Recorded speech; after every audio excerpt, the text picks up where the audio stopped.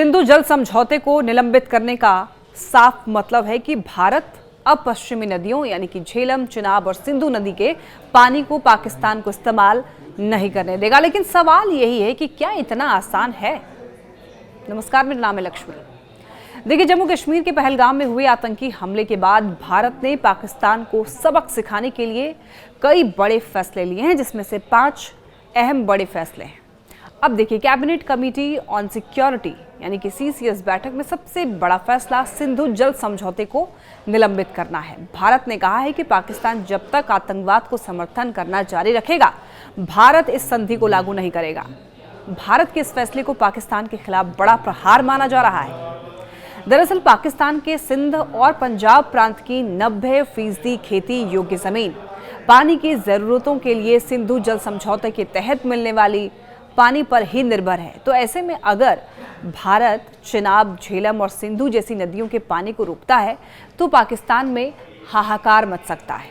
पानी रोके जाने से पाकिस्तान की न सिर्फ खेती योग्य जमीन सूखने की कगार पर आ जाएगी, बल्कि पीने के पानी से लेकर के बिजली परियोजनाओं को भी बड़ा झटका लगेगा।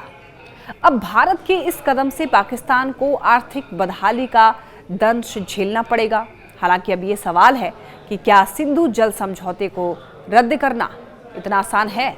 क्या भारत रातों रात तीनों नदियों का पानी रोक सकता है?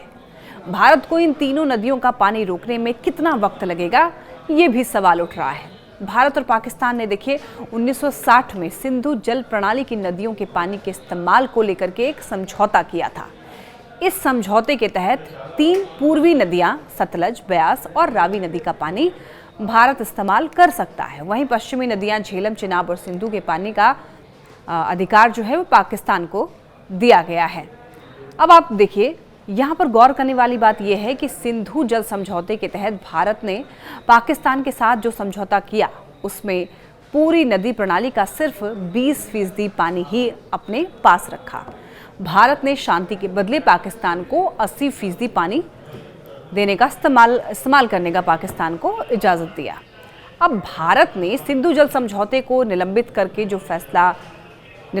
का जो फैसला लिया है भारत ने, उसका साफ मतलब यही है कि भारत पश्चिमी नदियों यानी कि झेलम, चिनाब और सिंधु नदी के पानी को पाकिस्तान को इस्तेमाल नहीं करने देगा। लेकिन सवाल यही है कि क्या ये इतना आसान है? अब देखिए, दरअसल भारत के पास हाल फिलहाल में ये इंफ्रास्ट्रक्चर मौजूद नहीं है जिसमें इस पानी को रातों रात पाकिस्तान पहुंचने से रोक दिया जाए। अगर भारत डैम बनाकर या फिर पानी स्टोर करके ऐसा करता भी है तो जम्मू कश्मीर और पंजाब जैसे राज्यों में भीषण बाढ़ आ सकती है। मौजूदा हालातों को देखें अगर, तो भारत ने देखिए यहाँ पर तीनों पश्चिमी नदियों पर 4 प्रोजेक्ट की योजना बनाई है। इसमें 2 चालू हैं और 2 की तैयारी चल रही है। भारत ने पाकिस्तान के हिस्से वाली चिनाब पर बगलिहार डैम और रतले प्रोजेक्ट शुरू किया है। चिनाब की एक और सहायक नदी मारुसूदर पर पाकल डुल प्रोजेक्ट और झेलम की सहायक नदी नीलम पर किशन गंगा प्रोजेक्ट शुरू किया है। इसमें से सिर्फ बगलिहार डैम और किशन गंगा प्रोजेक्ट चालू है। तो ऐसे में अगर भारत पाकिस्तान के हिस्से वाली तीनों नदियों का पानी रोकता है तो फिर इसमें काफ़ी वक्त लगने की संभावना है।